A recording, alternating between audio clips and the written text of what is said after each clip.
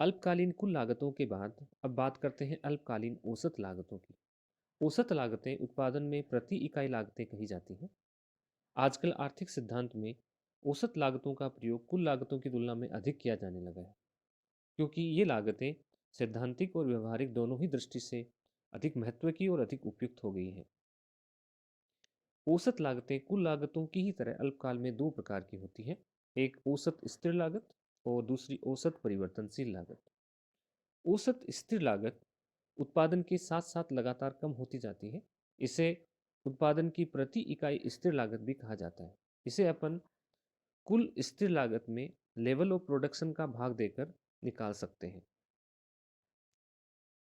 कुल स्थिर लागत वक्र टीएफसी के द्वारा भी एएफसी को डिराइव किया जा सकता है। टीएफसी वक्र के किसी भी बिंदु पर एएफसी ज्ञात करने के लिए उस बिंदु से मूल बिंदु को जोड़ने वाली एक रेखा ड्रॉ की जाती है और उस रेखा का जो ढाल होता है वो एएफसी के बराबर होता है। यहाँ ए बिंदु पर एएफसी ज्ञात करने के लिए ए बिंदु से मूल बिंदु को जोड़ने वाली एक रेखा ओ ए यहाँ पर बनाई गई है और उस रेखा का जो ढाल होता है वो एएफसी है और इसके कोरस्पॉन्डिंग जो वक्र दो में जो बिंदु है वो ए डेस है।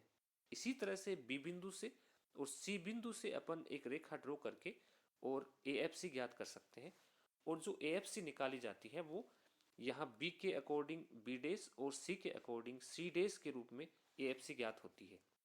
इस तरह से ए डेस बी डेस और सी डेस को मिलाने पर जो वक्र बनता है उसे एएफसी वक्र कहते हैं। एएफसी जो है वो उत्पादन में वृद्धि के साथ लगातार कम होती जाती है, लेकिन कभी भी ये शून्य नहीं होती। एएफसी वक्र का एक विशेष आकार होता है जिसे आयताकार अतिप्रवलय कहा जाता है। ये वक्र इसलिए आयताकार अतिप्रवलय होता है क्योंकि इसके नीचे जितने भी आयत ड्रॉ होते हैं उन सभी आयत का जो एरिया होता है वो समान होता है। इस कारण से इसे आयताकार अतिप्रवलय कहते हैं और जो आयत का जो एरिया होता है वो टी एफ सी के बराबर होता है। अल्पकालीन औसत लागत का दूसरा महत्वपूर्ण भाग है औसत परिवर्तनशील लागत। औसत परिवर्तनशील लागत उत्पादन की प्रति इकाई परिवर्तनशील लागत होती है। उत्पादन में परिवर्तन के साथ ये बदलती है और इसे टोटल वेरिएबल कॉस्ट में लेवल ऑफ प्रोडक्शन से भाग देकर ज्ञात कर सकते हैं। एवीसी को टीवीसी वक्र के द्वारा भी डिराइव किया जाता है।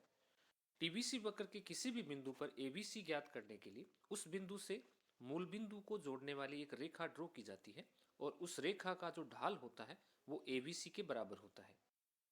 यहाँ स्मॉल ए जो बिंदु है उस बिंदु पर एवीसी ज्ञात करने के लिए उस बिंदु से मूल बिंदु को जोड़ने वाली एक रेखा ड्रॉ की गई है ओ ए और उसका ढाल ज्ञात किया गया है। उससे जो एबीसी ज्ञात होती है वो जो सेकंड जो वक्र है उसमें ए के बराबर है।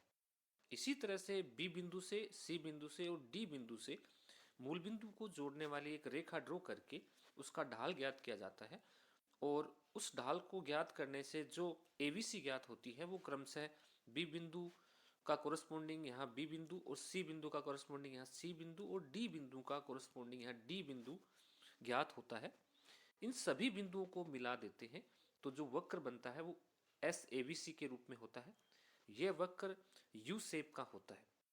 यू शेप का होने की वजह यह है क्योंकि उत्पादन में अल्पकाल में साधन के प्रतिफल नियम लागू होता है और साधन के प्रतिफल प्रारंभ में बढ़ते हैं और एक बिंदु के बाद ये घटने लग जाते हैं। जब प्रारंभ में प्रतिफल बढ़ते हैं तो प्रति इकाई लागत कम होती है और एक बिंदु के बाद जब प्रतिफल घटने लगते हैं तो प्रति इकाई लागतें बढ़ने लग जाती है। अल्पकाल की एक महत्वपूर्ण लागत होती है अल्पकालीन सीमांत लागत। आजकल आर्थिक साहित्य में इन लागतों का महत्वपूर्ण स्थान होता है। ये किसी भी उत्पादक के संतुलन के लिए बहुत महत्वपूर्ण होती हैं। ये लागतें जब उत्पादक एक अतिरिक्त इकाई का उत्पादन करता है तो इससे कुल लागत में कितना परिवर्तन होता है इसे सीमांत लागत कहते हैं। सीमांत लागत कुल लागत में होने वाले परिवर्तन में उत्पादन में होने वाले परिवर्तन का भाग देकर ज्ञात की जाती है। सीमांत लागत को कुल लागत वक्र के द्वारा भी ज्ञात कर सकते हैं। किसी भी कुल लागत वक्र के किसी भी बिंदु पर सीमांत लागत ज्ञात करने के लिए उस बिंदु पर एक स्पर्श रेखा खींची जाती है और उस स्पर्श रेखा का जो ढाल होता है वो सीमांत लागत होती है। इस टीसी वक्र पर अलग अलग बिंदुओं पर स्पर्श रेखा खींचकर अपन इसका ढाल ज्ञात करते हैं और उसके अनुरूप जो एक वक्र निकलता है उसे एस एम सी वक्र कहते हैं।